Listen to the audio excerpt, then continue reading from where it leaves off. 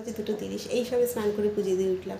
আগে যদি আমি রান্না করে নিই না এত দেরি হয়ে যায়, এই জন্য আমি আগে সবসময় কী করি, স্নান করে পুজোটা দিয়ে রান্নাঘরে যাই। তো চলো, যেটা হওয়ার তো হয়েই গেছে।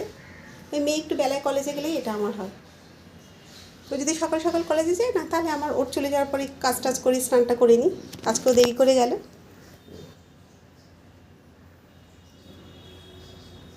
কত নীলকণ্ঠ ফুল হয়েছে দেখো। চলো, এই হচ্ছে আমার ঠাকুরের জায়গাটা। তোমাদের সাথে লাঞ্চের ভিডিওটা একটু শেয়ার করে নিই। এখানে আছে ভাত, এখানে ডালটা দেখো, এখানে আছে ডাল। আজকে টমেটো দিয়ে ডাল করেছি, লাউ বাসনটা ধনে পাতা দিয়েছি, ভালো লাগে টমেটো দিয়ে ডাল। আর এখানে আছে পটল ভাজা, আলু ভাজা, ভেন্ডি ভাজা। আলু ভাজাটা সকালে করেছিলাম টিফিনে, সেটাই রয়ে গেছে। আলু ভাজা দিয়ে ডাল দিয়ে, টক ডাল দিয়ে খেতে ভীষণ ভালো লাগে।